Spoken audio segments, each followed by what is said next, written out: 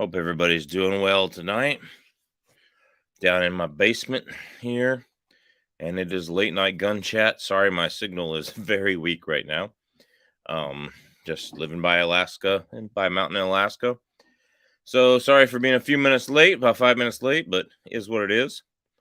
Sorry I had to cook steak for my wife. She's holding both babies and it's hungry. So and we had to stop on the way home to change. The tire wasn't flat yet, but it was warped. So we had to change out the tire before we blew a tire in the middle of the rain on the highway in Alaska. So that's what I've been doing. Sorry, late night, early night. So this is late night gun chat. So we just talk about whatever you guys want to talk about. Ask a question. My advice is worth exactly what you pay for it. Unless, of course, you do a super chat, in which case my advice is worth more. So, and that's that. So let's see. JJ Griffin was here. He'll be a little late. Says Grizzly Crazy is here. Where is he? Reloading Weatherby says. Where are you? I gave you a link. All right. Let's see. I'm almost there. Hey, what's up, Keith Gregory? How you doing? Alaska One Andy. Hunter Kirk is here. I want to thank all the new subscribers I've got from the shorts video that's blowing up. Shorts video doesn't help me monetarily, but it does help gain subscribers and keep the channel going and stuff.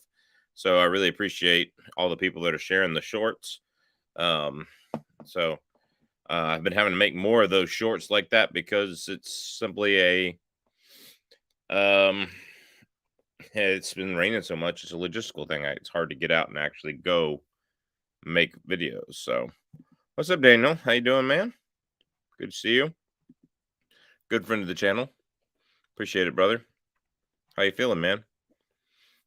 All right. Anyway, talk about what you guys want to talk about. I got the 22-250 magazine fixed. I took Echo's reloading chambers advice. Get a Lancer mag, Dremel out the front a little bit, and it was just a 10-round mag. That's all I bought. I might try a 20-round mag next time, but I think really it's going to be limited to 10-round mags because the rounds in an AR-10 mag just point in so much. I might have to get the M4 feed ramps polished down really, really good as well. I had one issue with it, so we'll see. So that's that. Hunter Kirk, good evening from North Idaho. So anyway, and that's that. Shorts will be monetized in 2023. Thanks, Bullets for Buck. That's cool. After morning, Chuck. After morning to you too. Afternoon. Do an update best of hair guns video. Maybe. I might. That's that. Thoughts on the shooting a gas check 45 Colt mode without the gas check installed. You need to ask Tactical Futtery for that. I'm not a gas check bullet mold guy. Ask him. Ask I don't know. Ask the Crazy Scotsman. All right. Great. New starter motor, tuned turbo, new steering box, still Chicago. There you go. All right. Looks like Reloading Weatherby is joining us. How's it going? Great state of Utah. I'm good. How are you? Doing well. Good. So let's see. Lever Guns 50 is here. Great channel. If you hadn't, Lever Guns 50, you want to come in the chat and talk? You can if you want to. Let me know. I'll send you a link. So, but Bullets for Buck, I think I sent you the link. Tactical Futter, we were just talking about you. Hunter Kirk needs to ask you a question. 67 Rebel SST AMCs. Good to see you. All right. So, well, what's been going on with you, Austin? How you doing? I'm pretty good. Just did a video on expansion test of the AccuBond. That video is going to go out on Thursday. So cool. Kind of as a comparison to the ELDX that I did a month ago. Let me guess. Don't spoil it. I won't. The ELDX expanded way too much and didn't hold together. and the You AccuBond know didn't that. expand. What's that? Well, you already know that. Oh yeah, and the AccuBond didn't expand enough, because I got that. Yeah, so I plan on doing the same video. I'm copying your video. In 7mm rim mag, I got all the copper bullets. I've got LRX, TTSX, GMX, CX, and the Nosler E-tips. And they're all 150 grain with the exception of LRX, which is 145 grain. And then I'm going to load them in with a minimum charge of 7mm 08. The minimum is 2,300 feet per second, I think. But I'm out of an 18-inch barrel, so I'm going to get 21. I'll be lucky to get 21. So, yeah, I don't think they'll expand very well. yeah, we'll see. We'll see. Whichever one. I mean, the LRX is supposed to expand down to about 1,500 compared to the other, or 1,700, 1,600, something like that, compared to the other ones. So we'll see. Is what it is. Skylar, thanks for stopping by and dropping a like. I appreciate it, buddy. Grizzly Crazy. Just finished cleaning my Walther PP and 32 ACP. That's cool. All right. Thanks, Lever Guns. I appreciate it. Need to find some gas checks in a sizing die. Cool. Yeah. So I want to talk about this tonight. I think Underwood is really going down in quality of ammo. So I went out to shoot the 458 SOCOM, and I don't think I had any issues with the gun. The 458 did fine, but I did have a failure to a light primer strike. All right. I had a failure to feed, and I had one gun that one failure to feed where the round would just not fit in the chamber. It would not go all the way in. And that's an ammo issue. There was nothing in the chamber. Same rounds. I took more rounds from the same box and they went in just fine. So somebody didn't shape the brass right, or it got crushed somehow during the seating of the bullet. And then the one jam I did have was also with the load round that was a little too long. And on top of that, I chronographed them out of an 18.5-inch barrel. Now, who shoots longer than an 18.5-inch barrel in 458 SOCOM? There's no like 20-inch barrel guns out there. There might be, I know there was a 450 Bushmaster like Savage or something like that, but like I don't think there's a 458 SOCOM like Ruger Ranch or Savage or anything like that. And so it might be, 18.5 inches. I mean, and I was still getting way below box velocities with Underwood. So it is what it is, but sounds like some bad ammo. Yeah, it sounds like bad ammo. Never inviting me. Well, you like Taurus and Keltec PMR 30s for concealed carry, man. So, all right. Yeah, Underwood was my favorite, and I just want to I might do a video just like Choop did. I mean, Choop used my data to do a video just dogging Underwood ammo. So, yeah, that's that. So anyway, what's up? Hello everyone. So yeah, I'm just thinking that Underwood's ammo is not the best anymore. And I've seen, I don't know about you, but I've seen a decline in quality of primers. I've had more light strikes on primers since this crunch. Any primer, I mean, I've picked up all of my primers during the crunch because I didn't start reloading till during the crunch. I picked up all of my powders during the crunch. I've seen more light strikes on primers. I've seen more low quality ammo. I mean, I got a box of 300 Win Mag deer season, Winchester deer season somewhere around here. I'm looking for it right now. Like 2 or 3 of the rounds won't fit in the chamber of my 300 Win Mag. That's just Winchester, My 270 will have too light of a strike on CCI primers. So I can't use CCI primers on my 270 Winchester, not Weatherby. And so I have to use like Federal 210 or 215 for my 270. Yeah, CCIs are a little harder than the Federals, but yeah. And I've seen that with different brands, just different guns, different brands, but it is what it is. Yeah, tactical fluttery. Yeah, we just told Hunter Kirk to ask you his question actually. So, that's that. So, anyway, yeah. So I got the 22-250 running. That's good. You I got it. chronographed it, and with 50 grain bullets, it's only going about 40 or 45 feet per second more than the box. Hmm. So that's a little disappointing. But that was factory Hornady. But the factory Hornady was going 200 feet per second faster than their loading manual said with 50 grain VMAX. Because that's what I found was 50 grain VMAX. Found it at the Mhm. store. I was like, okay, that's that. So found some CFE 223 powder for 308 today. There you go.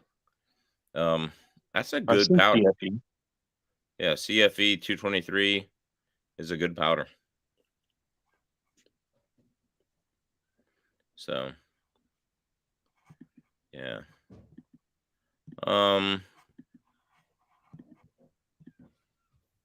That's that. So What are you doing for your next video? tomorrow's video is the new Hornady CX bullet in 30-06 factory loads. Okay. So that's that. You have a 30-06 or are you borrowing it? My cameraman has a 30-06. Oh, He has a I didn't think 30-06 you had one. 22-inch T3X. Yeah, 30-06 is not a caliber I'm going to invest in anymore. It's not. I Let's understand. see. Good question here.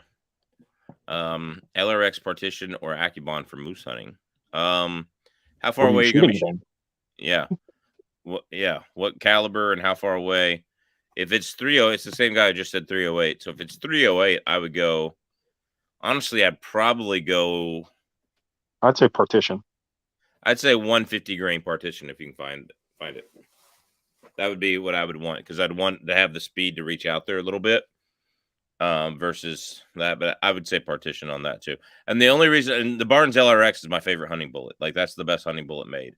The reason why I'd say partition is because the 30 caliber LRX starts at 175 grain and it's an extra long bullet because it's all copper. So you need the right twist rate. There were some boxes of the 175 that said you needed a 1 in 11 twist, and some of them said you needed a 1 in 10 twist.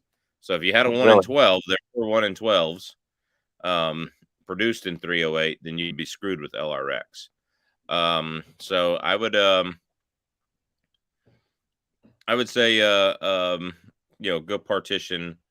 If you go Accubon, just know it's not going to expand very well at longer ranges and slower velocities. Accubon to me expands about the same as like a TTSX as far as velocity. So you really have to drive that Accubon. I would honestly, the Accubon's a great bullet for expansion and staying together. I would drive the 125 grain Accubon even for moose.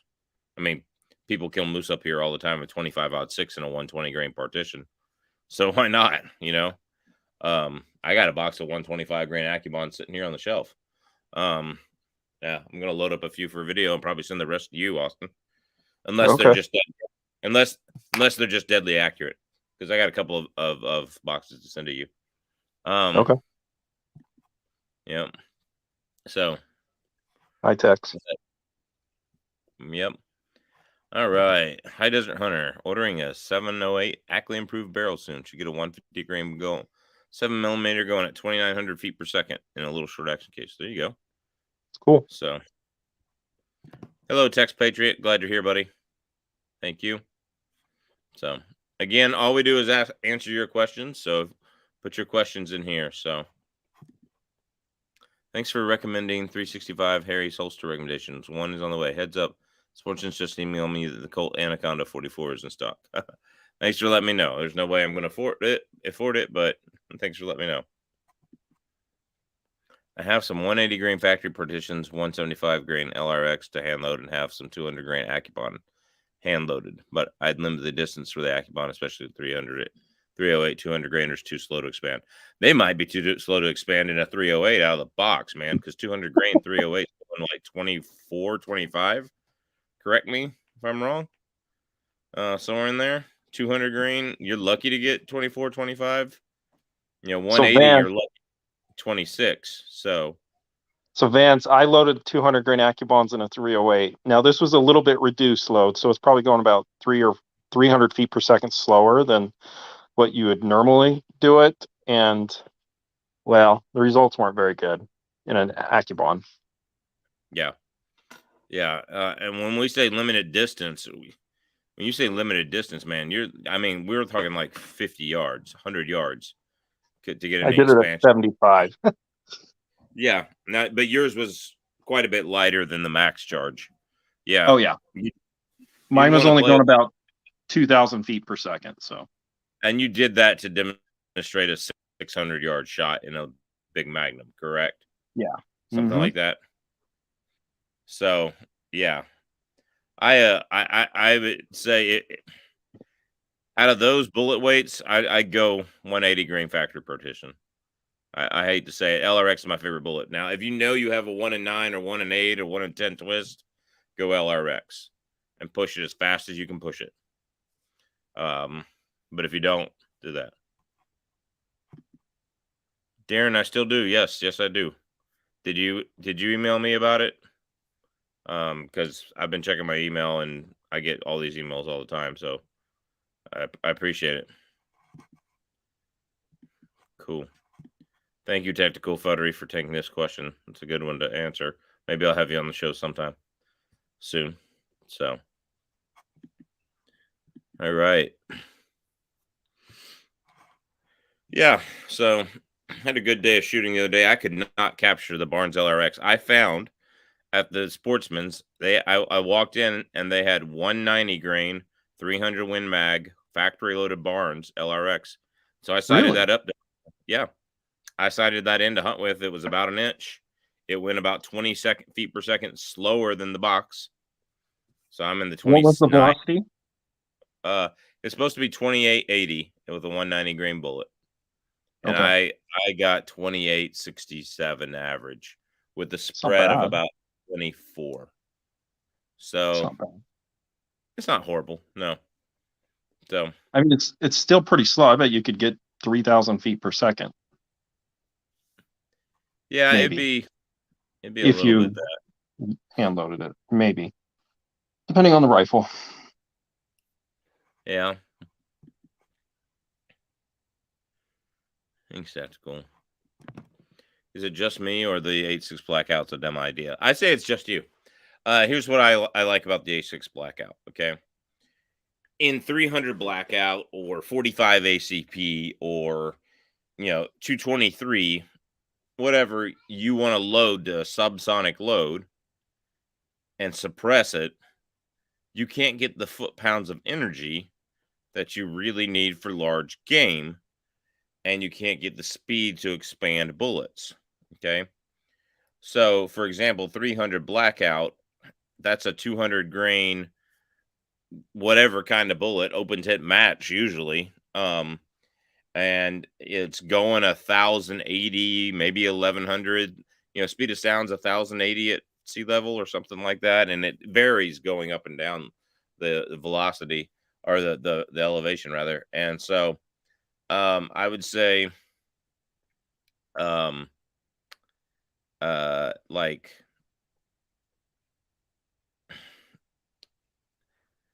Yeah, so let me think of how I want to formulate this.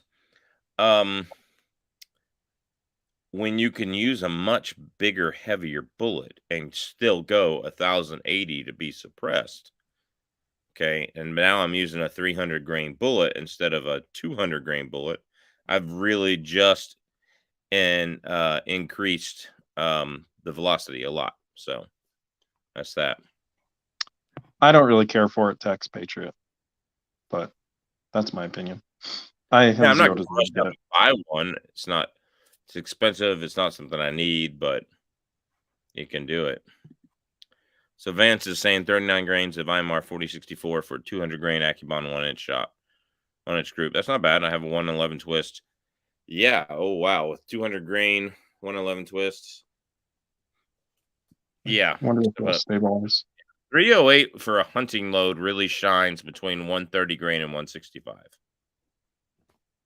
So, But if you get the same constructed bullets, you get a 150 grain AccuBond, it's going to do everything you want it to do, and probably a little bit better because it's getting more velocity.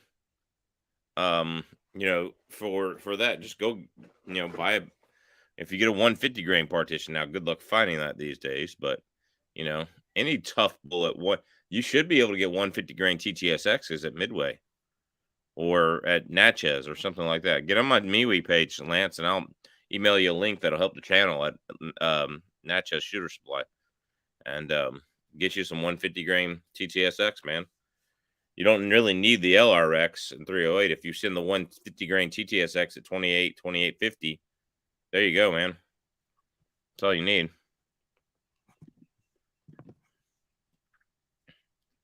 Cool.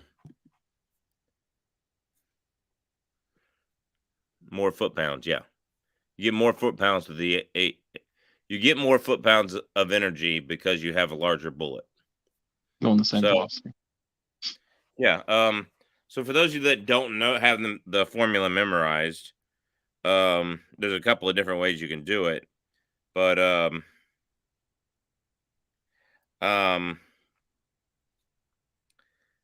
the formula for energy and velocity is feet per second squared. All right. Times the bullet weight in grains divided by the constant, which is 450,240. Okay. So a 200 grain, 300 blackout bullet's only going to give you 518 pounds of energy if you're going subsonic at 1,080 feet per second. Okay, and that's at that subsonic threshold in there. That's a 200 grain bullet and 300 blackout. If you go with a 300 grain bullet in 8.6 blackout, all right,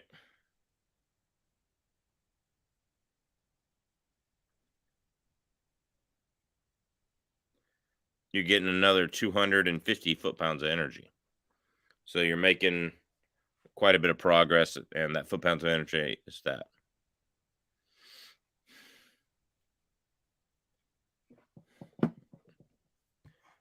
Yeah, cool. Yeah, Tactical Footer, we just reviewed the Pro 2A Tactical 458 SOCOM upper. So that's that. Tundra Tactical's in the house. Man, the myth, the legend. It's good to see you. Even though you don't really live on the real tundra in Minnesota, but I give you crap about that all the time. I'm sorry. I shouldn't give you the crap about that. You look like you're in shape and could beat me up. So that's that. Anyway, when will we jump straight to the 50 BM blackout? BM blackout. I like it. BM blackout. There you go.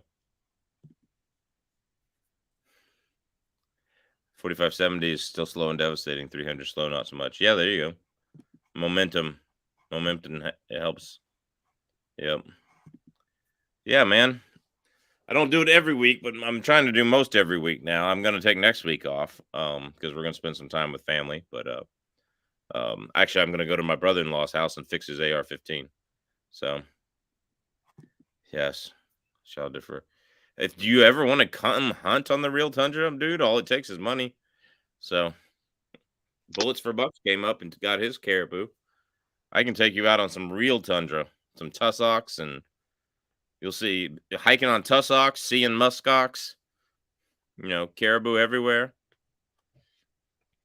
So, yeah, I can take you out and know exactly where to take you. It's not an easy hunt. It's quite a bit difficult to be the hardest hunting you've ever done in your freaking life if you're used to deer stand hunting and stuff like that. But come on up, man. By the way, with 147 gain Ranger T, I got 1,093 feet per second and expansion to 1 1/4 inch with claws from a 60-inch 9mm AR. Cool. How much penetration did you get, though? That's the question.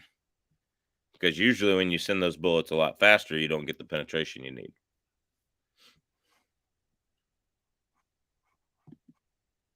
Tundra, I'll take you to Dungeness crabbing and make you scared. Let me tell you, this is something the other night that happened. This is why I'm glad I and my wife, whenever we're out together, both carry guns. All right, my wife was only carrying the Glock 10 millimeter. I was carrying my suppressed 22, my Glock 10 millimeter, and my 300 Win Mag. And it was moose season. I had a moose tag. It was brown bear, black bear season. I had a brown bear, black bear tag. But I was basically grouse hunting with the 22. I was in a place that I knew was overpopulated. We saw 7 grouse, but they're so hunted and pressured in there that, we could only get one of them. And, oh, Tundra, did you want to join the chat, by the way? You can join the chat. Tactical, you can too. Just send me an email. AlaskanBallistics@gmail. Into the third jug. Same as most good plus peak. Oh, cool. All right. And Darren, we can go next year. I'll email me again. So that's that. Thunder Tactical. He usually comes in and drinks and has a good time and makes sure that we're staying sane over here. Let's see. Tundra, let's see if I got the link right here.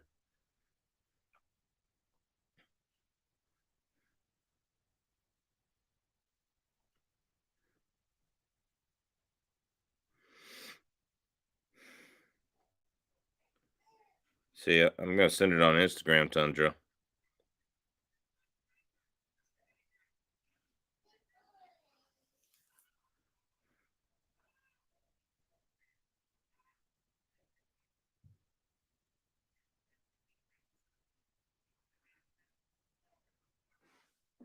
There we go. I live in Dutch Harbor where they film Deadliest Catch. We have wild cows we hunt out here, and my native friends hunt. Cool. All right. Tactical Futtery. You'll have to send me another email.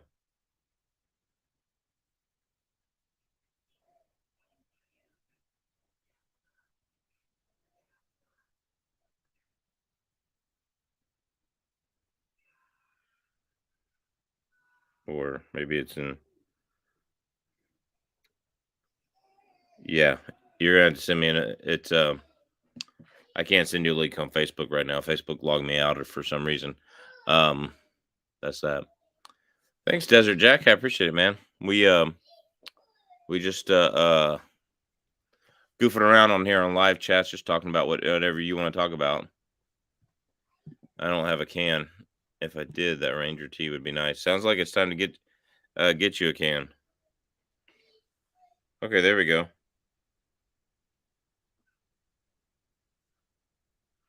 All right.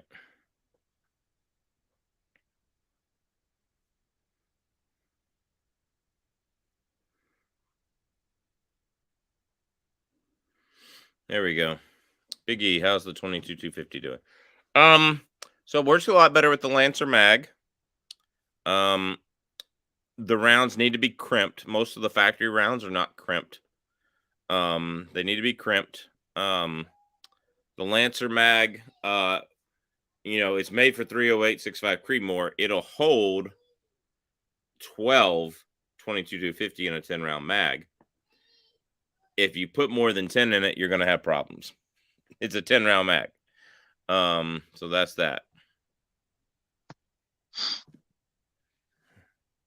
All right. Man, I got about the worst email service in the world, my friend. Promotions. Social. Surprised you have Wi-Fi in Alaska. Oh, that's harsh, dude. That's harsh. We have Wi-Fi. We just had to send it on the back of a Wolverine. The signal. That's all. It's dial up. Yeah, it's dial-up Wi-Fi.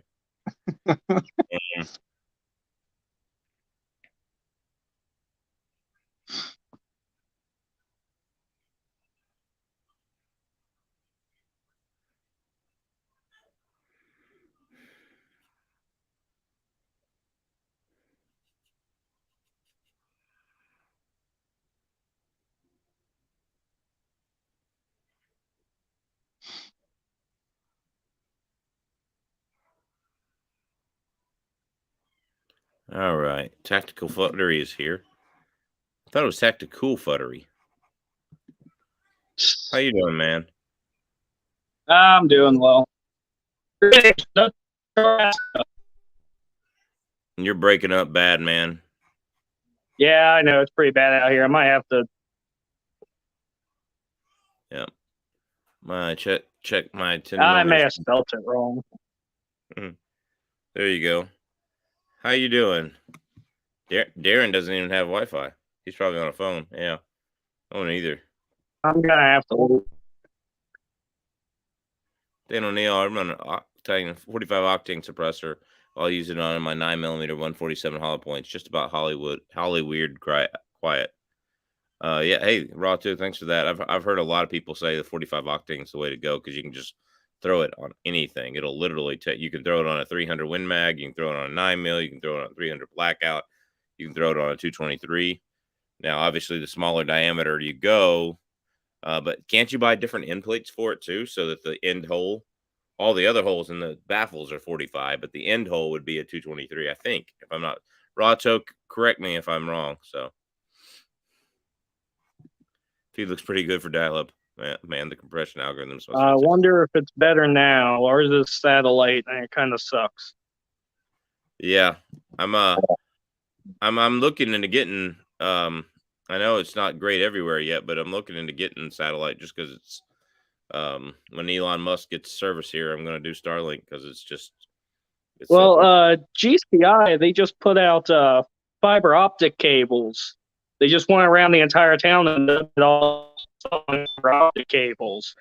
We only have a GCI and a Optimera, and they charge $25 a gigabyte. We only have MTA, so.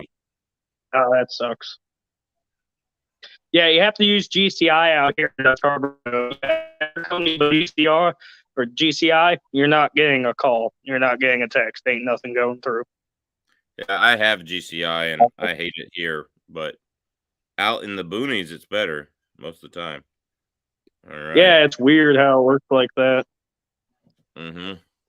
Yeah, I've been great service out in the boonies in GCI, but Tundra Tactical, I have not gotten your email yet. Did you send it to AlaskanBallistics@gmail.com?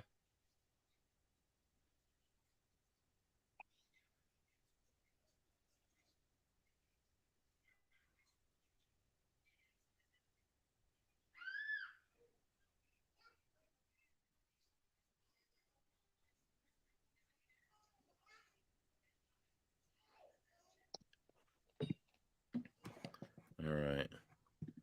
Montana Musings is another good small channel. Just picked up Savage Access in 223. What a blast. Simply because it's cheap to shoot. There you go. Yeah. I have a Savage Access in 243, and that's actually been a pretty good shooter for the cost. All right. Yeah. Jason wants to know. Jason's my cameraman, by the way. Most of the time. He wants to know, how was the typhoon in Dutch Harbor? It skipped us, and we're pretty thankful for it because the other islands, like Akutan, and the other ones down there far, like what are the names? Sorry, I'm having a complete brain fart. But the other islands got wrecked. They had like 40-foot waves. We literally had 2 days of the best weather I've ever seen in my entire life in Dutch Harbor. Like, it was almost 70 degrees out here, and that just doesn't happen. Like, I was out riding the motorcycle, enjoying life, and they were saying how it's the worst storm in so many years. I'm just like, Dodge. I'm a little jealous because we've had nothing but rain here for a long time. So that's all we got this summer, though. This is the first nice weather we've had all summer. It was nothing but rain. All right. So Daniel Ravenstar, this is a question for you, Tactical Futtery. For reloading 454 Casull and 460 Smith & Wesson, when are gas checks needed? Typically, from my experience, gas checks aren't exactly a necessity until around 1,300 feet per second, and it has a lot more to do with pushing through it, because the gas check, what it does, it acts as a seal that is not as melted as easily as lead. Now, the gas check basically acts as a cap behind it and pushes through as a seal. Hence the term gas check. So if you're trying to push 10 feet per second, that's around the area you want to go gas check. From my experience, somebody might say other, but that's just from what I've seen. If you Just to stay clarify, under, go ahead. You're saying 1,300 feet per second, correct? Give me a thumbs up. Yeah, yeah. Yeah. Cool. Yeah, I'd never hand loaded gas check bullets before. Now you don't need a gas check when you powder coat, correct? Or no? You still need a gas check when you powder coat if you're going for higher velocities. If you powder coat, you can typically get away with like up to 1,500 feet per second. But this will also deal with like what type of alloy you're using. I typically go for a medium level casting because I do a lot of experiments at the moment with 357 and 9mm. I've been making some pretty impressive 9mm cast bullets that are hollow points. But if I want to get them like going really fast, like get into like 357 SIG kind of area of speed, then you can run a gas check. Okay. They want to know if you are Aleut. No, I am pure white trash. Hey, Chuck, I actually got to get going. Thanks for letting me come on. So I'm leaving a little early, but I got to get to bed. Got to wake up real early. So understand that. That's why it's called late night gun chat, because like 2 hours that way. All right, take care, man. Just as all right, tacticals coming in. Yo, the professional buddy. Man, your oh god, here comes Hollywood. What's that now, Alaskan? I said your voice sounds good on my computer. Oh, you know, man. I do just try my best. I'm over here with a Samsung S21. Man's got a $30,000 setup. It's what happens when you stream for a living.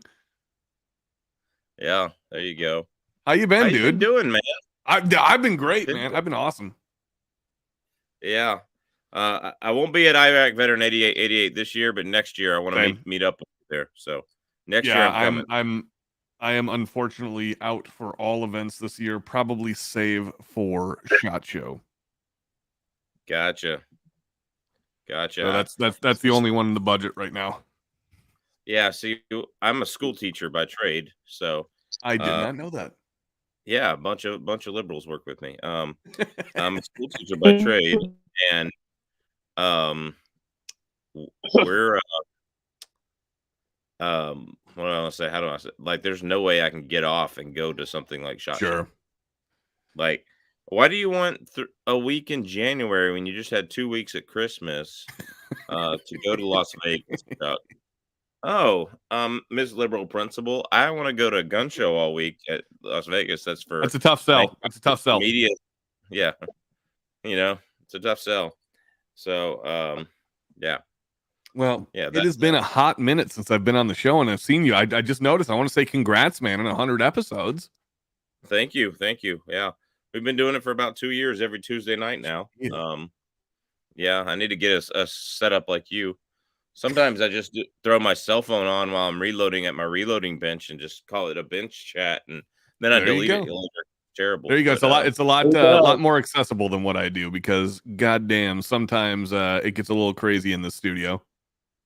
Yeah, no, you got like 700 people watching you at a time. I wish. So. No, I wish.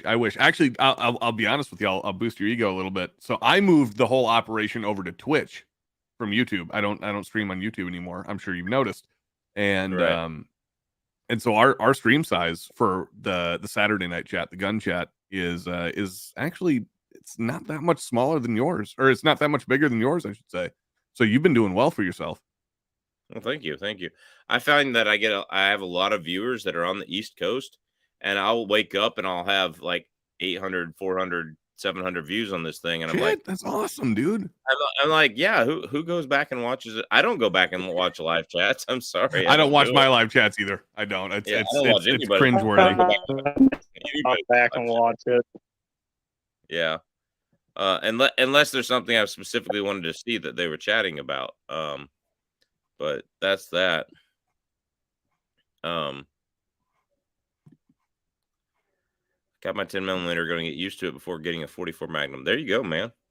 So we just take users' questions. If you got questions for the tactical tundra man himself, I am. I will warn the chat if they don't know who I am. You guys are way smarter than I am when it comes to this stuff. You guys are talking about shit that is so far above my head that I just go out and pull triggers, man, on a camera. That's what I do. I pull triggers on the camera. You're the pretty face, not the brain. Exactly. You guys are the brains behind the organization. I'm just the beard and the face and the voice. Yeah. Well, you got that sexy voice, so what I can you do? Try my best. Here, Yeah, there you go. Let me give you one of these. Ladies, his number is. Yeah, there you go. Ladies, his number is 1-900. I'm alone. Ladies, 1-900. I'm married. Thank you to my wife. That probably didn't make it better. They probably want to call you more now. Yeah, probably. Yeah, I didn't do myself any favors there. No, you didn't. So, used to gas check with 4570 or PC or high tech. High tech coded are much easier to install. Wow, yeah, they're starting to get in stuff that's above my head too. Here we go. That kind of stuff. I have not personally used the high tech coding because I've gone with powder coating, because you gotta realize a big bag of Eastwood powder coat, which is a pound, that will last me for upwards of 20 or 30,000 bullets. So I use that because for me. I have seen people using the high tech coating, and it does look better. But at the end of the day, a powder coat on a cast bullet is mainly just to act as a lubricant for the lead as it's going down the barrel. The only advantage it does give you is the fact that it does act as a retrofit, much softer lead, and get better accuracy and performance on targets. The big E. Cool. Well, I got about 75% of that, just so you know. So I tried. Yeah, I know. Tactical Futtery's out there in the Aleutian Islands. He's in Dutch Harbor. So Oof. the internet is worse than my internet. So and I live by a mountain in Alaska, but I'm 35 minutes from City, Alaska. He lives out in real Alaska. I live in city, Minnesota.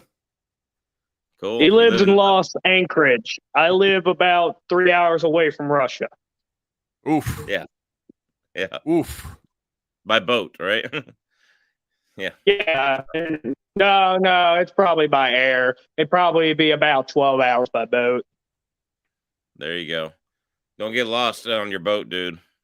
So I don't do the boat stuff anymore. Mine sank, and it's just not worth it anymore. There you go. So I love how casually he said mine sank. Yeah. So did I tell you I used to live in Minnesota? I went to No, I don't think you ever did tell me that, man.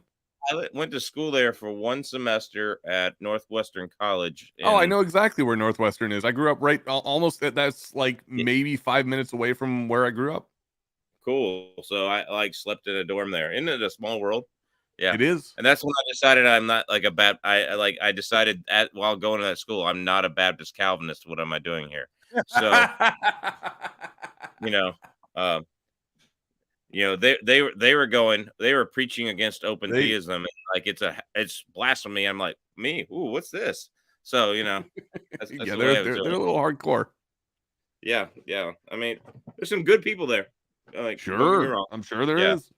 Yeah. No, I played college football there. I attempted to. I was terrible at it, but Did you always have to go say not that Northwestern when you said that?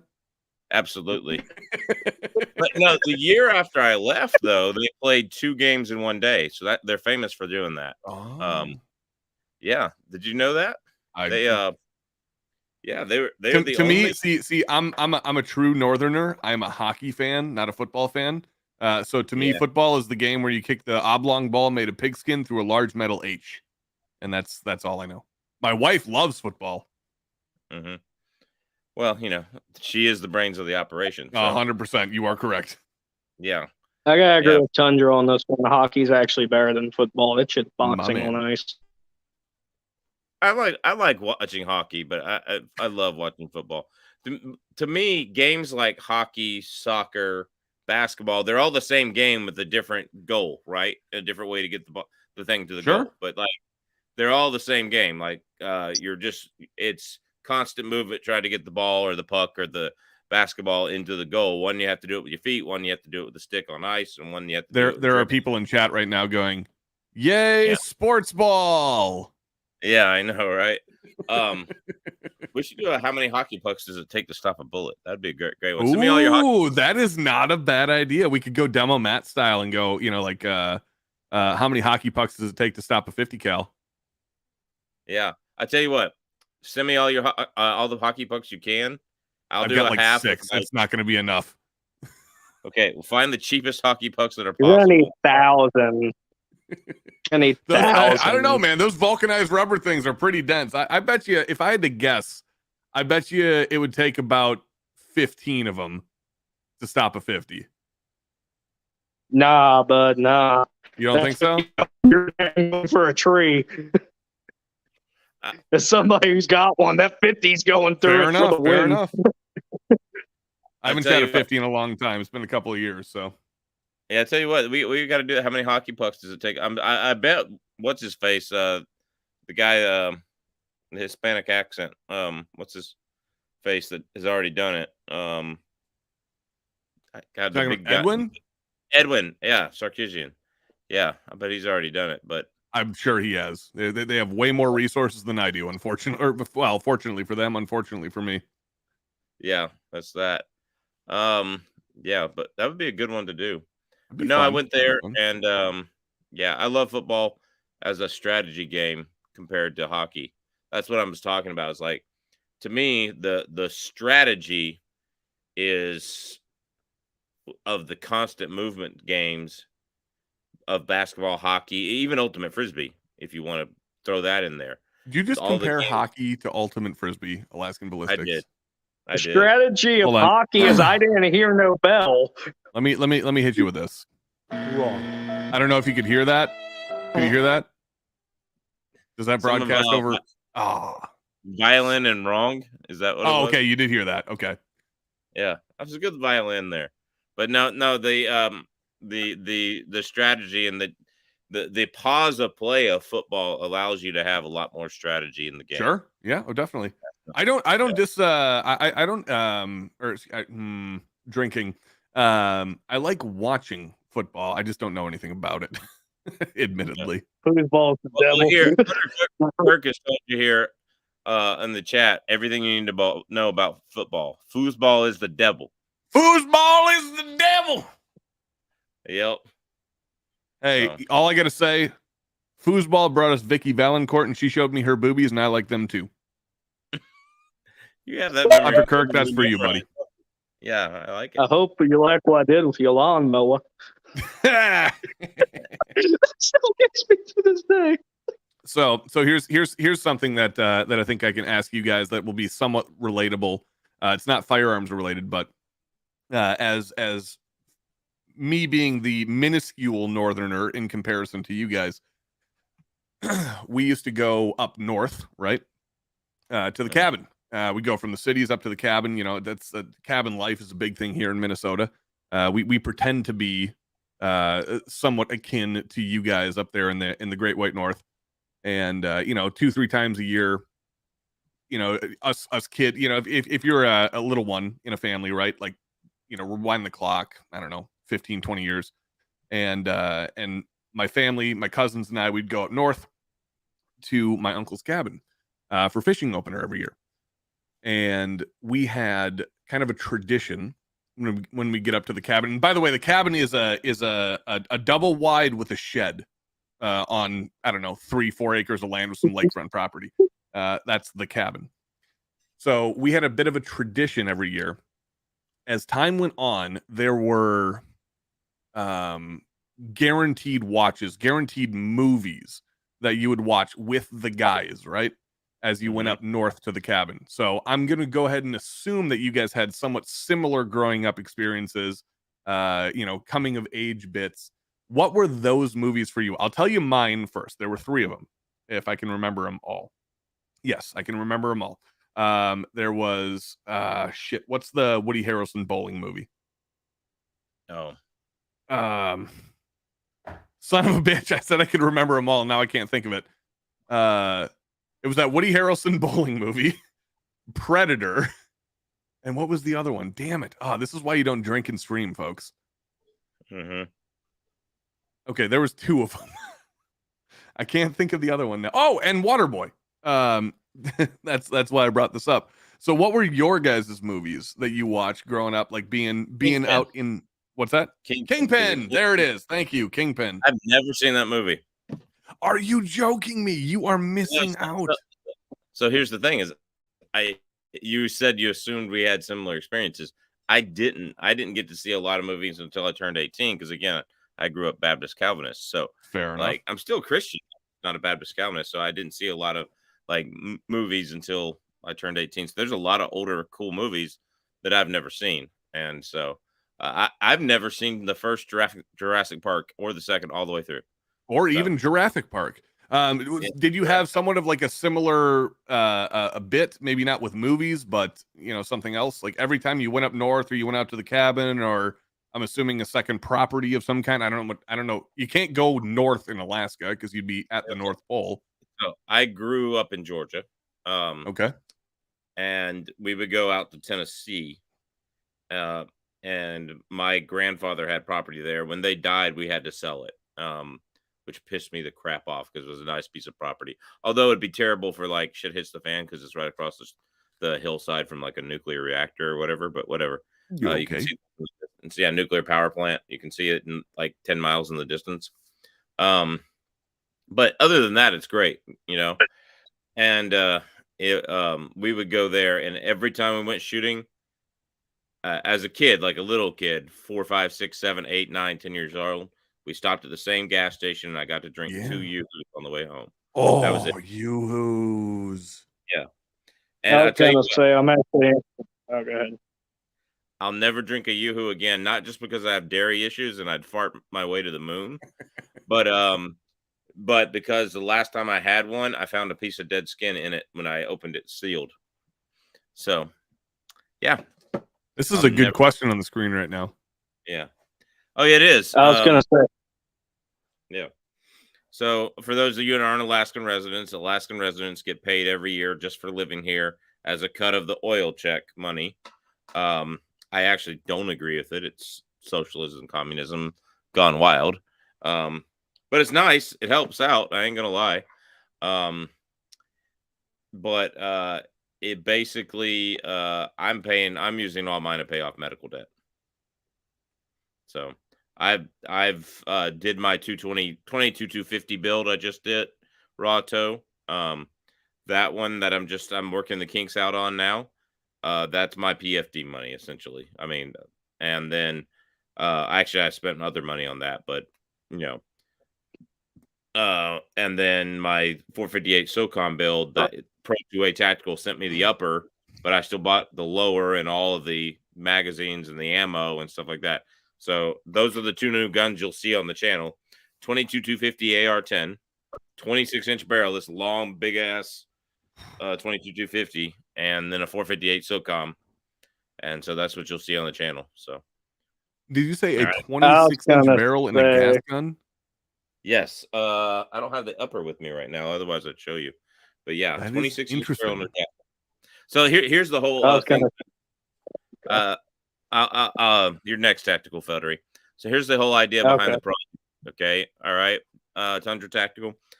I've been looking for a round bullet projectile in a round that you can easily hand load for, meaning you can find dies, you can find brass, you can find the powders you need.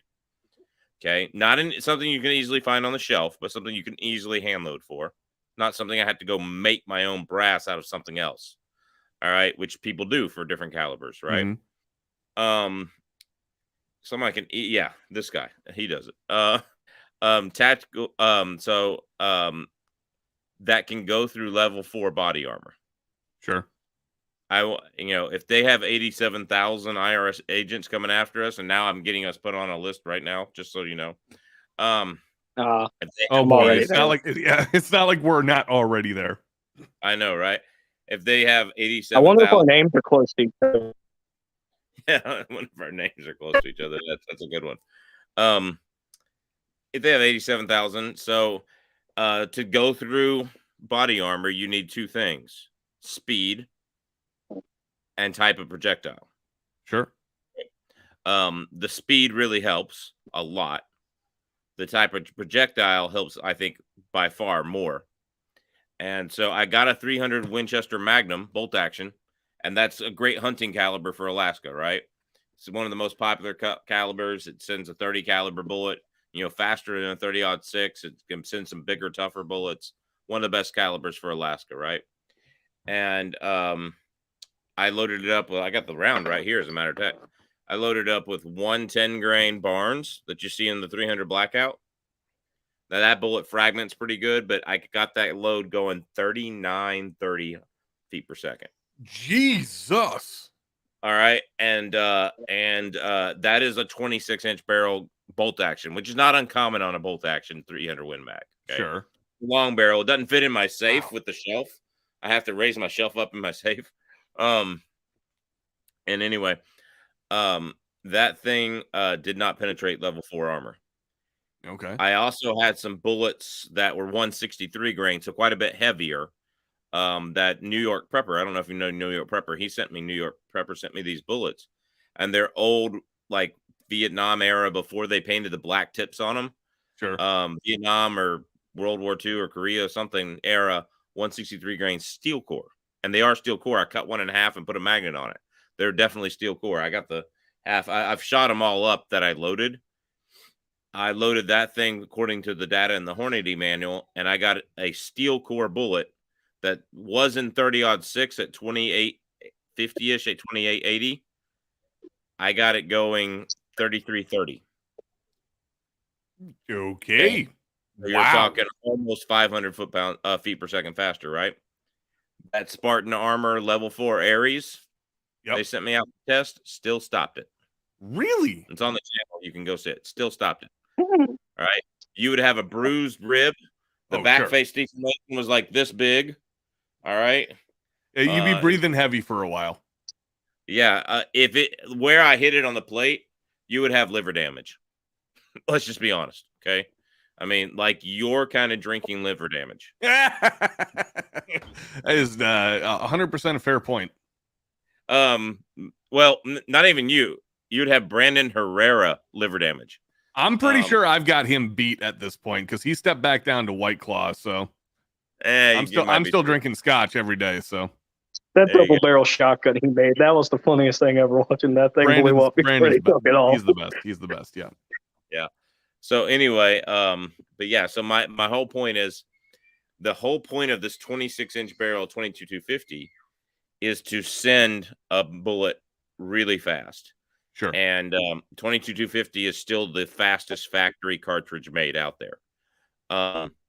And I have 40 grain full metal jackets that I found on Midway that I can load up to about 4,400 feet per second. Now they're just lead core thin jackets, so will they make it through? I don't know. I would imagine they'd do a pretty good damage on it, but and then I got I was going to load M855 ball rounds, the SS-109 projectiles, the green tips. I was going to load those up, and I think I can push 3,800 feet per second. Wow. But what people don't know about that bullet is it was designed in a 20-inch barrel to shred its jacket. And that's why it was a terrible bullet when they all switched to the M4, because it slowed down so much in the 14.5-inch barrel that it wouldn't shred its jacket and it wouldn't do anything, right? So that's the issue they had in Somalia with the round. And you hear people saying that it wouldn't take anybody down. And but in the 20-inch barrels, it was great, in the old M16 A2s and A1s, it was great. According to what I've read, I wasn't in the military, but thankful for those that are. So that's that. And the whole point of this build is to get as much velocity as possible.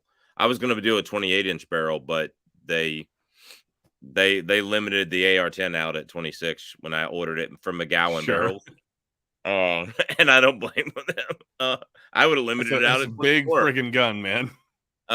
So what I did, I also got a lightweight profile barrel, so it's 26 inches and pencil thin. So I guess you're it's not going to be shooting fast out of that gun, so no. Am I allowed to hold half a gun on YouTube? not on live, no. Okay, I've got my 6.5 Creedmoor upper sitting right next to me. I'm actually haven't built the full gun out yet. I'm just switching the uppers between the 6.5 Creedmoor and the thing. My 6.5 Creedmoor has a barrel that's like that thick and weighs like 6 pounds, in and of itself. When I switch it out to the 22-250, the gun becomes significantly lighter. That's how thick my 6.5 Creedmoor barrel is. And I how can thin. imagine. Yeah, You, even though the Creedmoor is an 18-inch and the 22-250 is a 26-inch barrel. That's you bring up something that I'd like to discuss with you here live. So one of the whole reasons I moved the gun channel or the gun live stream over to Twitch is they don't have that rule over on Twitch, just as a heads up. So you can do like full on gun builds live on the air. It's awesome. Cool. Yeah. I'm on Twitch somewhere, somehow. I have a username, but I've never done anything there. You're not following me. Oh man. I'm kidding. I'm totally joking. I feel guilted into this now. No, don't worry about it. Man, you did grow up close to Northwestern. You made me feel guilty. Yeah, hometown brothers. I'm gonna go grab something here real quick. It's not a gun, so don't worry. But I have a question for you. Since we're talking about ammunition, I will be right back. Yeah, take your time, man. So I'm just gonna hide you really quick. No, not. Don't worry about it. So, Tactical Flutter, you were gonna say something before we got on that tangent. I have a lot of thing. If you want to make stuff to pierce through armor, there is kind of a redneck way to do it that I figured out. If you can understand me. Yeah, I can hear you now. TIG welding, the tungsten rods there in TIG welding. I've heard about those. Yeah. Drill. Get the 5/16 one. Drill a 5/16 hole through the bottom of the bullet. You gotta do it straight now. You're gonna want to make a little jig, and then pop it in, and the lead will get soft, and they'll stick it into place in the center. Mm-hmm. And there you go. You got a tungsten rod in the middle of the bullet, and that's gonna go right through it, guaranteed. Okay. And you said I found that out because I was experimenting with round stock to do that. Okay. Yeah. Cool. We'll do that. Cool. That's a good idea. I sure hope that doesn't get me put on a list. Are we talking about getting put on lists again? Come on. We're already there, guys. We're already on them. I know I am. I carry a Taurus Judge. I'm going to hold my tongue. No, don't. I let them have it all the time, dude. the world's worst gun, especially the world's worst gun for Alaska. It's not my stream, so I'm not going to do anything disrespectful. I'm just saying, 4 rounds of triple-aught buck will scare a man to death. I wouldn't want to get shot by it. No. Now, I'll tell you what. When the Taurus Judge first came out, I was working at an indoor gun range in Atlanta, right up the road from Iraq Veteran 88 shop, Moss Pond. Yeah, because that's where I grew up, right? Yeah, I grew up and was from 19 to 21 years old. I was going to Moss Pond every day, drooling on the handguns. Was Barry as cool as he seemed? What's that? Was Barry as cool as he seemed to be? Oh, Barry! I was kind of sad. Barry was the man. Barry was amazing. Yeah, he was the man. Yeah, I got to meet him twice at events, and he was legendary. I bought. See, he was kind of the one who got me into guns when I was in high school. Because I was raised by my grandparents, and similar to you, Alaskan Ballistics, my grandparents were older Mennonites. So movie night, I had Chop the Wood night. So yeah. Once I got a computer for school and stuff, he's the one who kind of got me into it. Sorry for cutting everybody off. Oh, you're fine. You're fine. No, Barry was the man. I bought guns from Barry. Like, so That's pretty like, awesome. Yeah, he's been in the gun. He would come up to the gun range where I worked and would laugh at our prices on guns and then go shoot in the range. And then I would go down to his shop and laugh at his prices on guns and then That's bullets. awesome. But I bought my first wife her shotgun there. So hopefully she's like, ate it or something. But anyway, it's my first wife. It's a dark joke. Okay. All right. No, I don't wish that upon her. Okay. Because I wouldn't want to see a perfectly good shotgun ruined. Anyway,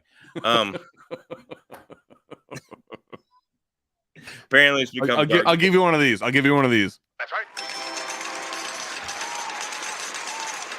Hey, Joseph Stalin said dark humor is like food. Not everybody gets it. All right. I damn. have an ammunition related question. Okay, let's just show it.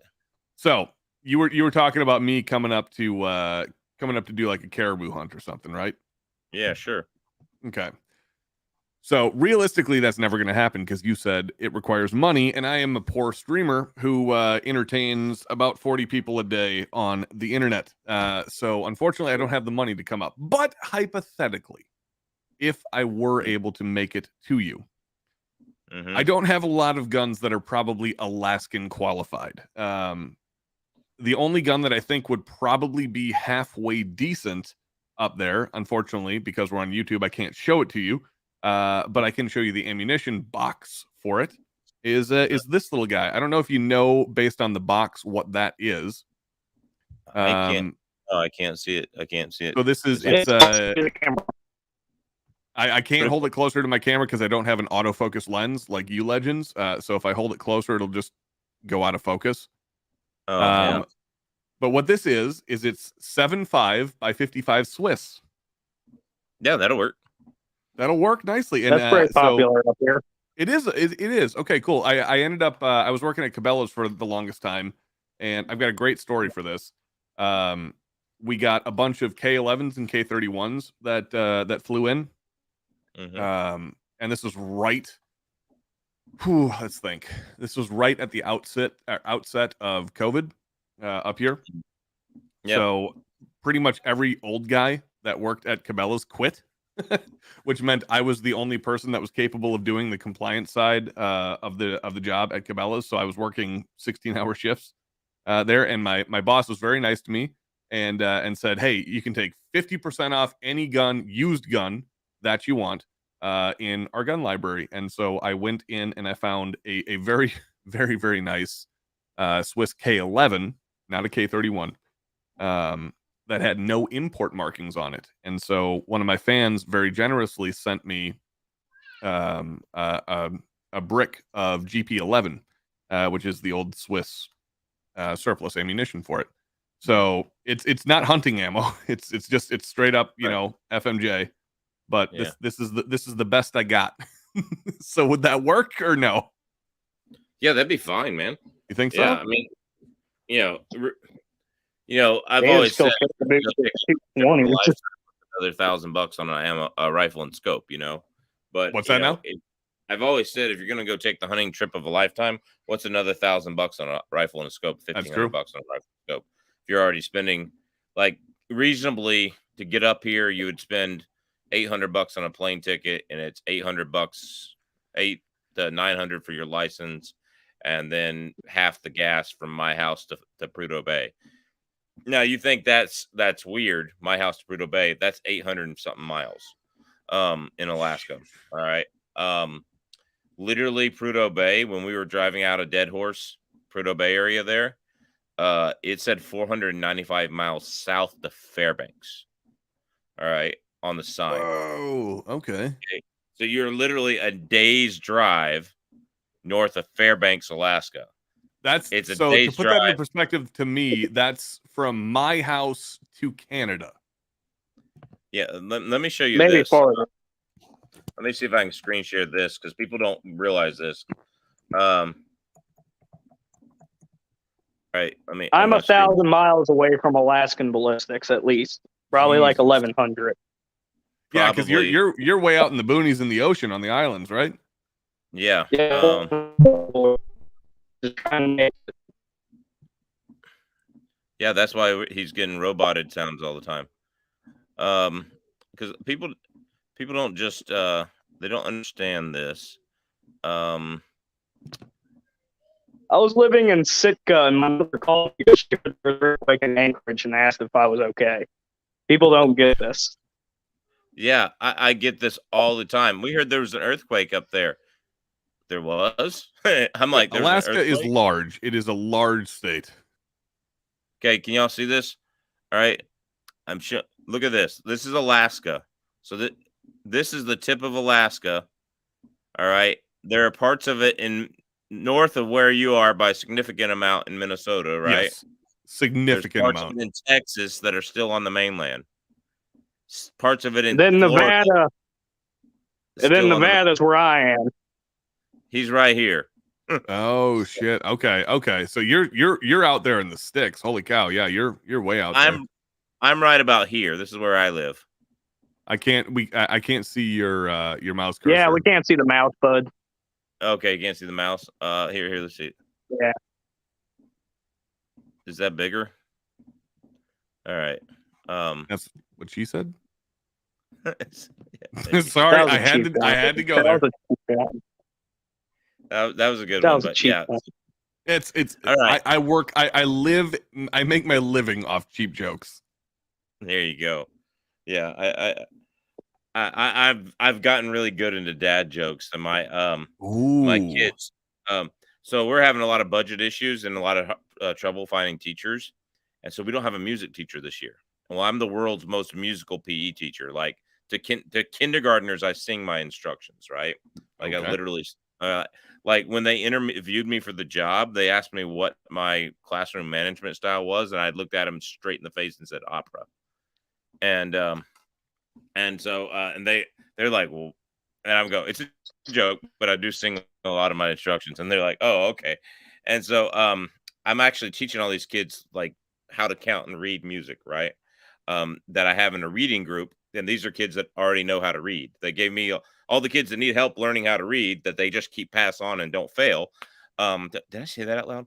All of those kids, they all go to teachers that know how to help them. But since I'm a PE teacher, I get the kids that know how to read and are passing, and there's like 11 kids in my group. That's great. There you go. Yeah. Did they ask me if I wanted to be a teacher in Dutch Harbor? They asked me if I wanted to be a teacher. I'm not kidding you. They wanted me to come in and be like the shop teacher for them. Like literally, it was the principal at the bar asking me if I wanted to do this. It might be the most Alaskan thing I've ever heard in my entire life. Yes. Yeah. A principal at the bar. Yes, that's an Alaskan thing. I actually almost got picked up by a principal one time before I was married. Anyway. She tried it her darndest too. She wasn't exactly very good looking, but I was desperate at the time too. So, but I said I gotta run and go to church tomorrow. So good excuse. Yeah, I was like, I need to go repent of everything I've thought about tonight. Anyway, so that's that. But guys, should we rip some chat questions here? Yeah, we should. All right, we got a lot of them here. Hey guys, Hardcast Buffalo Boar versus Hardcast Underwood. Which would you guys recommend? I used to say Underwood. Buffalo now Boar. Buffalo Yeah. Boar. Buffalo Boar. Underwood's gone downhill. They must be getting cheap or something. Yeah, Underwood has gone kaputs, man. Their velocities. Or be a man and make it yourself. Yeah, load it by. Go to CKB. If you hand load, go to ckbcastbullets.com. He sent me a bunch of bullets. They're incredible, man. They're good. In fact, they're right here. When I go back down home to Pennsylvania to get you from, I'm going to send you some that I casted. Yeah. So these are high-tech coated, and his prices are reasonable. He said, oh, man, I'm going to have to raise prices because of Joe Biden. He raised his prices, and his prices are still reasonable compared to other places. So, let's see.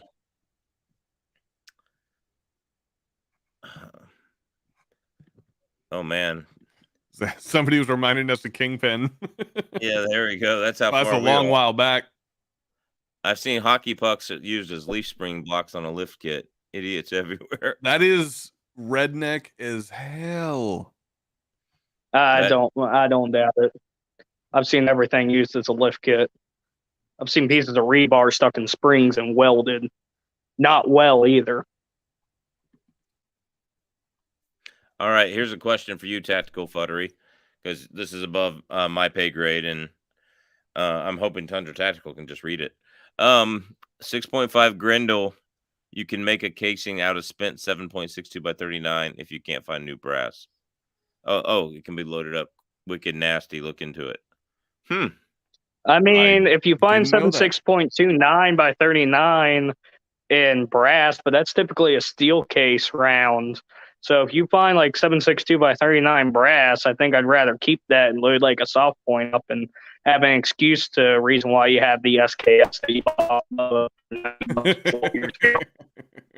Yeah. Now here's a Justify its question. existence. Yeah. Here's a question you can do, Tundra, because it gets like your area of Minnesota gets as cold as my area of Alaska because we have the warm Pacific currents. All right. Like now, if you go to interior Alaska, we beat the crap out of you in coldness. Yes. But and mosquitoes in the summer. Like yeah. And I'm gonna be honest with you, mosquitoes in the summer are bad in Minnesota. Northern Minnesota Lake Country, right? Yep. Oh yeah. They will freaking carry you off. They're the freaking state bird here. The clouds be so big you'd be using them for shade. Yeah, but anyway, here's one. Dry graphite lube for AR-10 and Sub-Zero. What do you go shoot out, and what do you lube with your guns with? Because I really just use use rim oil and so then I am good. I have the luxury of being a little bit bougie, right? So where I go to shoot it's out in the sticks. It's in southern-ish Minnesota. Well, not southern Minnesota. It's like mid Minnesota. It's about 2 hours south of the Twin Cities. Okay. I will do my best to describe this to you guys, but you're familiar with the polar vortex, right? Mm-hmm. Okay. So I had to learn some physics, some temperature physics and all this stuff to make this actually work. But let's see, it'd be 4 years ago, I went out and I shot a video. The gun that you can see over my shoulder right there with the scope on it. Let's see if I can turn right there.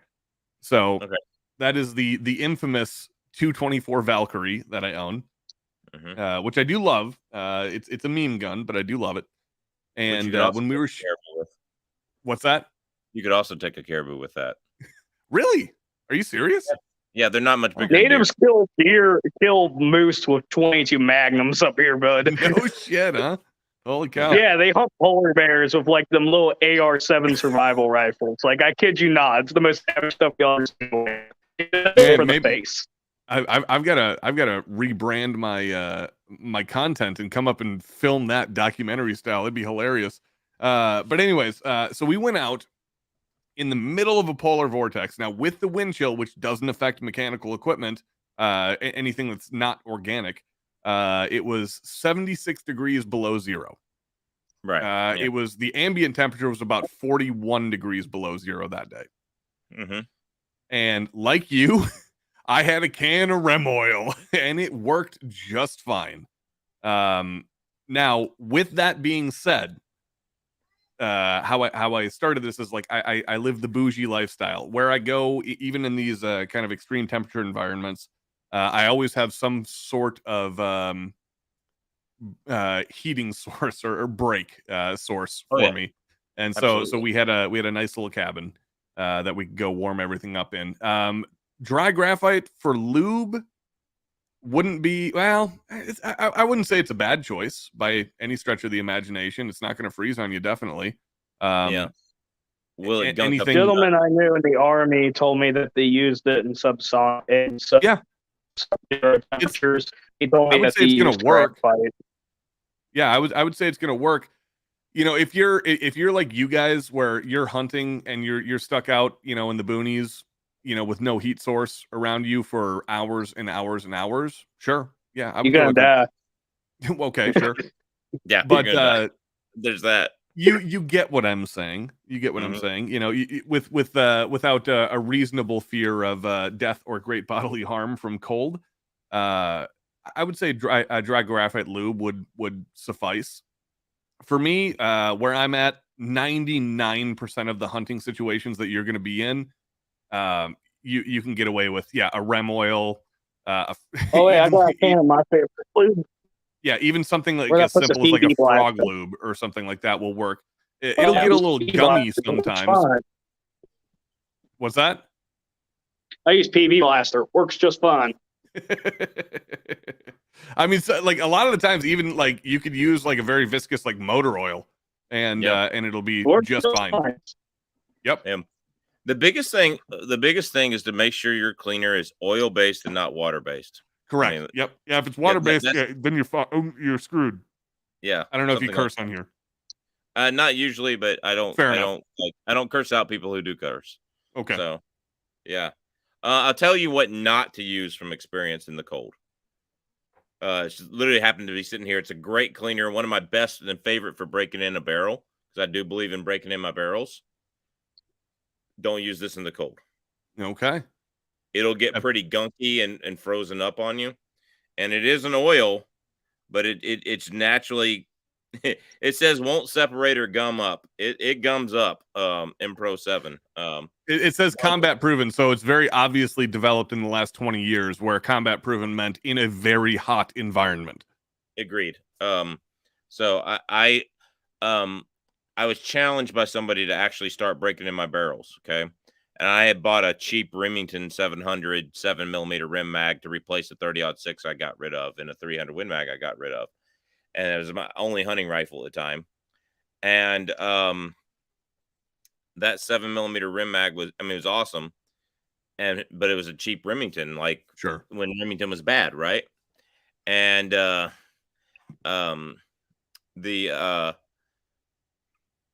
guy who sold it to me challenged me, break in your barrel. You know, shoot clean for the first 20 rounds. And then the next 20 rounds, shoot 3, clean every 3 until you've gotten through 40 rounds, right? And I was like, that's crap. I sat out there all day at a public range that had range officers that called the times and everything. I would fire 2 shots in between time to walk down this stuff gummed up so bad. I got through 1 box of ammunition, shoot clean. I didn't even get to the second 20 rounds, right? 4.5 hours in at 28 degrees, which is, it was sunny in 28 degrees, which was nice. But at 28 degrees is 28 degrees. It's still cold, right? It's nothing compared to what the 3 of us are used to, but it's still cold, right? The next time I went out the range, it was like April, and it had, warmed up a little bit, and it was in the 40s, and it was like the snow had melted a little bit, and that gun shot an inch or less with every type of ammo I tried. So, except for one, which was Federal, which never has done well for me. But that's that. Don't you talk bad about my homeboys? I'm just kidding. No, Federal's like 30 minutes north of me. Like their ammunition plant's like 30 minutes north of me. Can you go ask them why they suck? No, I'm not gonna say that. They give me ammo. Yeah, I actually like Federal. Like, here's a box of Federal Fusion. That's one of my favorite hunting bullets. And then, it's at least the right caliber. 270? Was that 270? That was 270. Yeah. He's teasing me because he knows I hate the 270. No, I actually like really like 270. That's one of my favorite calibers. Yeah, I actually have a video called "The 270 is overrated." So, yeah. What are you trying to follow in my footsteps and make the internet angry with you? Apparently, yeah. No, my buddy Chooks Outdoor Adventures, I don't know if you know him. We're kind of like sister channels, if you will. Like me and him kind of started within like a few months or a few years of each other and kind of grew together. And I outpassed him in some subs, and then he outpasses me in subs, and it's kind of a contest, and we do videos together and stuff. He loves and swears by the 270. And so I was like, I really hate the 270. He's like, we should do a video. I'm like, okay. And so I do a video with all this scientific data and ballistics from the 6.5 PRC and the 6.8 Western, and talk about all this different stuff and why I don't like the 270. And then I said, go check out Chook's video. It's going to be emotional snowflake tactical FUD stuff. And by golly, it was emotional, and he admits it. It was emotional FUD stuff, emotional snowflake FUD stuff. So Well played, and sir. then he goes, Chuck likes the 6.5 Creedmoor better. I didn't even mention the 6.5 Creedmoor in my video, because it's not better than 270. All right, I love my 6.5 Creedmoors. It's not better than 270 as far as hunting caliber is concerned. It's better for a short action SR-25 than in the middle of Afghanistan, but that's what it's for. But no, the 270 is a good round. It's just the better rounds that do a lot better things. So that's that. All right. I like using my 204 while predator hunting because it seems more fur friendly than 22 to 50. Yeah, there's that. There's a lot of people who use Full Metal Jacket 223 up here for fur trapping because they don't want to damage the pelt. Right through. The pelt is valuable, so they don't want to damage it. You guys talk about so many things that just never even crossed my mind down here in the mainland. Mm-hmm. Just never. Well, I got one for you, bro. Okay. For your foxes out here. See, Dutch Harbor, when Russia owned Alaska, was Russia's fur farm. They made this entire island, which is actually the island of Unalaska. The harbor is Dutch Harbor. Okay. The island of Unalaska was literally the fur farm. So the foxes out here are actually Russian foxes, and their pelts go for $250 a piece. Jesus. Okay. All right. Ruger 1022 go burr. Yeah, I can imagine. Yep. Tell Federal to cut loose some primers. I wish I could, man. I wish I could. That's funny because the last 3 bricks of primers I bought were Federal. I wish I could, dude. I have bought 3,200 primers in the last 3 weeks. I found them at my local Three Bears stores and one at my local Arctic Ammo and Reloading. And I bought a 1,000 large rifle Magnum primers, which are freaking gold up here, large rifle Magnum. And then I bought 2,200 over a couple of days, large pistol primers, gold medal match. And so Rato, I don't know where you're going, but if you live in Alaska, check out Three Bears. Go into Three Bears every week, man, and ask. Yeah, they don't listen to me. They send me Have ammo you ever had any luck occasionally. with Federal primers? Any luck with them? With Federal primers? Yeah. Yeah, have you had good luck? 'Cause I'm not gonna lie, I'll use Wolf primers before I use Federal sometimes. Yeah, I've heard good things about Wolf primers actually. Wolf primers are actually hatefully good.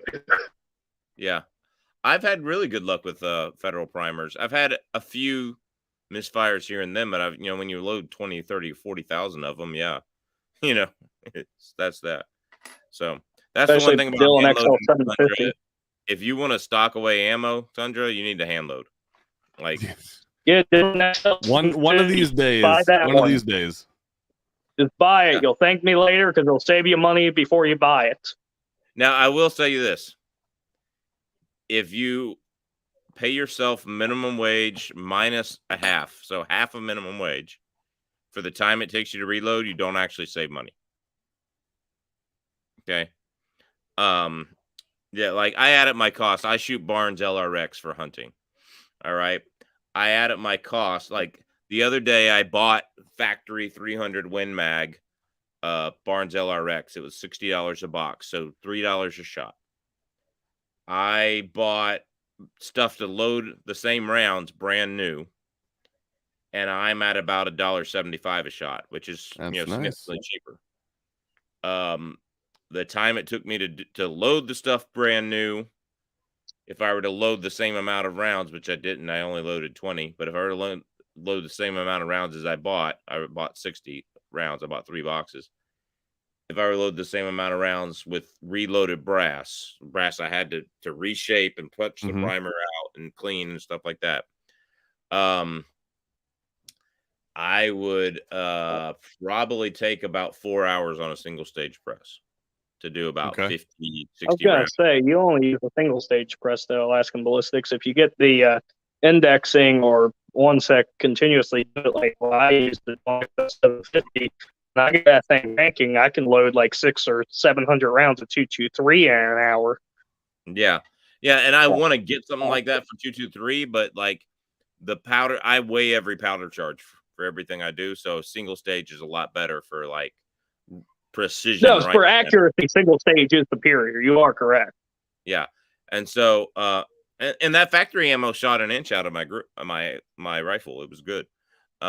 It's my rifle sighted in with it. That's what I'm hunting with next weekend or tomorrow. If it doesn't quit, if it quits raining, I'm hunting. What are you going hunting for? Literally across the street from moose or black bear or brown bear. Literally across the street from my house, I can go up the mountain. God, really, it is that time of the year, isn't it? Holy cow! Summer went by fast. It did. In fact, I've already First been on real my summer we had in 2 years. So, so that's that. I want to get a progressive press, so that's that. But no, I love hand loading, but like once I add in my time, 4 hours at $9 an hour, you know, I'm adding enough in that maybe I'm saving 30-40 cents a round. But well, if you're loading consistently, yeah, that's not the point. If it's very consistent ammo, and I can also do cool stuff that I can't do. Like, true, you'll never find that 110 grain in a factory load in 300 Win Mag, right? Never. All right. And if you do, it certainly ain't going to go 39-30, even though that's not even a max charge of the powder I was using. And here's another cool project that I've got going. Since, you know, Joe Biden wants to make lead bullets illegal on federal land. You heard about that, I'm sure, right? Yeah. So California has been doing it for years. So these are all the current available hand loading copper bullets that you can get. Okay. I've got from the right Barnes LRX, heavy loaded, light loaded. Barnes TTSX, heavy loaded, light loaded. Hornady CX, the new one, heavy loaded, light loaded. Hornady GMX, the old one, heavy loaded, light loaded. Nosler E-tips, heavy loaded, light loaded. So what does that do for me? I can do a ballistics gel test with the heavy load and see how it expands, then do a ballistic gel test with the light load, and that will let me know how it expands at 200, 300, 400 yards, depending on how slow it's going. And then these are 7mm Remington Magnum, so then I'll take the same projectiles, load them with a minimum charge in 7mm 08, and that'll let me know how fast these would go at 600 yards, because I have an 18-inch barrel, 7mm 08, so like the minimum charge will get me like 2,000 feet per second, right? Out of that barrel, out of the short barrel length. And so that would get me what these would go at like 600 yards. And because the all copper bullets have a reputation of not expanding past below 2,300 feet per second. Sure, yeah. Some of them say that they'll expand down to 1,800, but they just don't in reality. Or in reality, people load, but they are at a different air pressure and air temperature, and the bullet slows down faster. You know, so there's that too. So that. Okay, David Walcott, we gotta get to his question. How 7mm 08? I mean, how is 7mm 08? Since I have no comment. Yeah, it's for us in Minnesota, it's adequate. It's solid. But I mean, we're hunting whitetail. So the Alaska game, while people do it with a lot less here in Alaska, the Alaskan Fishing Game said if you wanted to take every species in Alaska, the absolute minimum caliber you should use is the 7mm 08. Sure. There was an article about that from the Alaska Department of Fish and Game, because you can load everything you can load a 7 mag with. It just the bullet goes slower. I have a 7mm 08. I've not shot anything with it. It is for my son when he grows up. It is a Ruger Youth Compact. I don't even have a scope on it right now, but I have had a scope on it in the past and have done videos, David, on the 7mm 08. I have a whole playlist on the 7mm 08. It is a great caliber. I would load a 120 grain TTSX in the 7mm 08 and take anything in Alaska with a 120 grain TTSX. So that load, a 120 grain TTSX, would take anything in North America, from coyotes to deer to grizzly bear, if you hit it in the right place. because a bullet construction is more important than bullet Really? weight. Hold on. Grizzly with a 7mm .8? Seriously? I had a roommate who did it with a 243. No shit. Oh, I He was- mean, he was There's some native hunting one with a 204 right now, 204 Ruger. Yeah, I heard of a native guy killing one in self-defense with a 17 Remington. 17 Fireball. They like that one too. That's popular for polar bear, apparently. really? You're absolutely like joshing me right now. No, we're No, not. no, no. Yeah. Would the bear have a heart natives don't attack? have to follow our laws. Natives don't have to follow our laws. So they just use whatever. Yeah, Okay, and just experiment. Okay, and literally, quite a few of them have told me that they will hunt everything with like a 17 Fireball. Oh, that's Well, it makes fine. sense if you're like going after Arctic fox or seals or something like that, because Sure. a lot of them who can hunt seals, they're on the beach and they just all you see is that head, and it's hard to get a good distance on that head Yeah, I with guess. waves moving in front of it, even with the rangefinder, and you just want something flat and that shoots a Yep. small bullet really flat, and then they go out there and they They just paddle dome out them. as fast as they can before that thing sinks. But generally they float, I think, seals, right? I actually know this one. A gentleman who was Tlingit, one of the tribes up here, he actually told me this. What they do is they sit there and watch them bob up and down, and they'll wait for them to bob up and pull. That's when they're taking a deep breath, and that's when they're the longest, and that's when they shoot them in the face. Okay. So their lungs, so they float because their lungs are fully inhaled. That Yeah, makes they sit there and watch them bobbing up and down. At least that's why the gentleman was old and Tlingit and gave me some really good smoked salmon, so I believe him. Yeah. Jason here, he's the guy that runs the camera for me most of the time, Tundra, and he does he works on airplanes doing cargo loads going all over the state. Sorry. Yeah, no, you're good, dude. So that's that. That's that. But I can tell you this though, seal fur is like the softest stuff you've ever touched in your life. Really? Like, Never man, I felt would it rather before. sleep on that than memory foam, dude. All Really? right? Like if my wife I like came to out see what and made a seal fur, I would get I would be over ED, man. All right, Uh-oh. so just kidding with you, man. You heard it here first, folks. I let Bob know. Girl, he's telling the Do truth. they That stuff's do they really dye it soft. blue? Do they dye it blue and put it on her in like a triangular form? No, they don't. No, they don't. So, Sorry, I had to do it. You brought up the ED joke, so yeah, I did. So I brought that on myself. So I Bob doled myself. I'm Bob Dole. Remember that? You Oh, remember yeah. that reference? Oh yeah. Tactical Futter, you probably weren't alive during that. No, I was born in '96. So Bob Dole ran for president against Bill Clinton in '96, and then like 2 years later, he was the sponsor for what Viagra. He was a spokesperson for Viagra when he lost, and they, like he's going. I got Viagra and I'm over my ED. He was the guy that ran for president.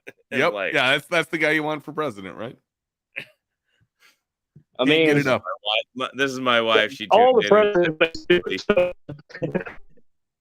My wife. She says, "Oh really? Oh really?" Hey, I'm just trying to provide some options here. Just trying to provide some options. Dye it blue, cut it in the shape of a triangle. 2 thumbs up. Yeah. Can we even get seal fur as non-natives? I mean, You I know can buy it off of a native person. That's okay. Because that's how I would get seal oil. I'd buy it off the Tlinkits because I actually like smoked salmon and seal oil. It's pretty good. Okay. Yep. Yeah, you can. I use my 375 Ruger. Yeah. Fuck a bow. Great caliber. What a year, LOL. Now, we just actually had our second baby that was crying up there, if you didn't hear it. So, no ED problems.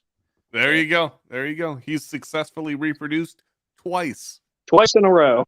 Twice. That's right. So without complication. It sounds. How old's the kiddo? Barrett, as in Barrett Wesson Bost, because I didn't name my kid after gun companies. You know, just saying. Had nothing to do with Barrett 50 caliber or Smith & Wesson. Barrett Weston is 2, and Harmony Elizabeth, because I'm musical, like I just said. Harmony is 2 months, 3 months. Somewhere in between. Congratulations! I didn't know that you had Oh, another it's one. Harmony. So, congratulations! Thanks, man. Having a little girl is the best thing in the entire world. I got one upstairs. Yeah, and that gives you a great excuse to buy more guns for all those guys that act like you do. 100%. That's right. So, yep. So, yeah, more guns. I actually was going to buy her a gun the other day, one of the pink little Savages. I'm going to see if I can find something. Keep talking. And I bought ammo instead. So, that's that. Don't get caught in Canada with any seal or whale products, bad bongos. Okay, good to know. So, I don't consider Canada a country. Yeah, it's pretty much like a 56 state. Yeah, in like 10 years anyway, if Trudeau keeps acting the way he does. They're just going to leave and join us. Yeah, which would be cool. So yeah.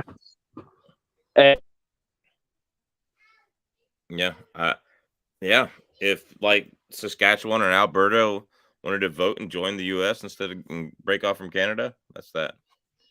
She's 12 weeks. I sit there and I wonder a lot. Like, we are the most powerful country in the world. How the hell is Canada just above us, like just chilling there? Like, how? Okay, because we were imperialistic. We were going and just taking what we wanted. How did Canada manage just to survive? Yeah. Hey Ryan, either email me at Alaskan Ballistics at Gmail or go comment on some of the reloading videos. I got a whole playlist on 7mm 08 that I reloaded for the 18-inch barrel. And then so yeah, anyway, I got to experiment more with it, but I figure I got like 4 years before. No, I probably got like 5 to 6 years before my son actually hunts with that. He's got a 327 or a 457 CZ Scout for 22. And that's the thing that's going to have. How do you like that 22? Because I was looking at getting my nephew his first 22. I was debating on getting him something new or getting an old Remington. I love the CZ 457 Scout. Unfortunately, during the crunch, they have gone up in price way too much. Sure. That they're overpriced by a bunch. But as far as the gun itself, the trigger is amazing on it. Like it's a nice hair trigger on a 22. The threaded barrel is nice. I believe the model we have had a black Cerakoted barrel, which is nice. The worst part about it is the scope mount. The scope mount is a dovetail like an old 22, cheap 22 you had at Walmart instead of a Picatinny rail. But instead of being a 3/8 inch American dovetail with no slots going across it, it's an 11mm European dovetail. So okay. Good luck finding rings. Or now the shop that sold it to me also would sell me the rings. I haven't put a scope on it yet. I kind of want my kid to learn to shoot with iron sights a little bit first. Come on, spoil them good. Yeah, I haven't been blessed with children yet, but I have 4 beautiful nephews and apparently a 5th one on the way. I don't know which yet. So I kind of have plenty of kids to teach. Trade in your single stage and 30-06 for a progressive loader. Never. I'll never trade in my my single stage loader. I will buy a progressive for 9mm and 5.56 at some point. That's what I would do. Spend the money, get the Dillon. Oh yeah, spend the money, get the Dillon. I agree. No, I'd buy a Dillon and I'd for 5.56 I'd just like crank out rounds. But Yep, you know, you that's still have to do 100% all the what I would brass do. prep. You still have to do all the brass prep. And so here's the thing with like me, I like putting my casings in the brass cleaner before I deprime them, and then after I deprime them, that takes the oil and cleans the primer pocket out. So it's like, well, I got to do all that on a single stage. You can't do that on a Dillon. Once you deprime it, you got to put it to the next stage. So there's that. So that's that. No, you just pull it in and you just pop the primer out, then you clean it, and then you reload it. I literally do everything 12 on the weeks. Dillon. I'm actually about to get the automation thing where it'll sit there and do it while I'm drinking a Guinness. Where you can just push a button. Yeah, it's a kit. It's very expensive. I don't want to That's talk the about only it. way. That's the only way I would ever get into reloading, because I like this stuff, and chances are I would start reloading while drunk and blow myself up. That's generally what happens to people who reload drunk. Yeah. So, but at So least I know my you're- limitations here. Yeah, you know your limitations. You know you're not going to get a Darwin Award that way. No, yeah. I'm not looking to show up on one of Brandon's videos.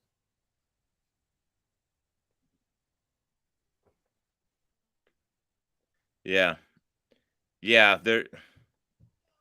Benedict Arnold. He wanted to push the French off the continent or kill them all. Yeah, that, and then the French were helping us. Yeah, I know. Yeah, I can hear the little one now. yeah, he's getting a little loud. 1022 or other competitors. So Buy the 1022. Just buy it. Just buy it. Yeah. No, for a semi-auto 22, just buy the 1022. There's no comparison. I'm with Tactical Futtery here. I don't think that there are competitors to the 1022 in any reasonable form. I'm gonna say, save your money for a Tipman. Their barrel is just as accurate. Okay, the barrel is just as accurate. All of the controls are natural to an AR. Even if you're in a 10-round state, everything's natural to an AR. It's an AR for a 22 that works and is not plastic like Smith & Wesson. And the Smith & Wesson's good. Like the Smith & Wesson one was good. Like I owned one and it was good. The reason why I say that is if you haven't used a 1022, the manual of arms sucks. Sure. Yep. He's speaking the truth. Yeah, the manual of arms sucks. I have a 1022 laying right over here. It's honestly more similar to an AK than it is to anything else American. So yeah, it actually is. He is right. Mine's taken apart in pieces, locked up because I'm getting ready to fly home. Yeah, and I ain't gonna lie. I love my 1022, but and they run well. Their mine's not as ammo picky as suppressed as some of my other guns, but I would say, money's no option and you want a semi-auto, get a Tipman. That being said, if you want a 22 semi-auto pistol, I've actually done a huge experimentation in this. I own them all. I have the Keltec P17, TX22, Ruger Mark IV, literally the Glock Model 44. I've owned and shot them all. The TX22 is the best for the money. Yeah, actually, yeah, I agree with that. Best for the money. I do like the Ruger Mark IV as a better target hunting gun. I think it's going to be more accurate. I have the 2245 Ruger Mark IV, and I like it for target. Like if you want that's my to put a scope on and do some rabbit hunting, that's a solid performer. But you got to realize the Ruger Mark IV can be in anywhere of like $350 to $400 depending on where you're going. Where the Taurus is $250, and I have the competition slide for it that I ordered from Taurus, and you can mount a scope onto that thing too. And the accuracy, while not as good as the Ruger, it's pretty good for a $250 gun. I've had that thing ammo 3 times, and it was all with federal ammunition, so we know whose fault that was. Yeah. Yeah, so, I like my Smith & Wesson Victory, though. So, it's the Victory is great. I will say suppressed, mine suppressed with my particular cheap-ass Rebel suppressor. Before they went out of business, it is very ammo picky. It'll feed 2 different kinds of ammo. That's it. Oh wow. Okay. Everything else, it'll jam-o match. My suppressor's still sitting in jail. Yeah, I'm sorry about that, man.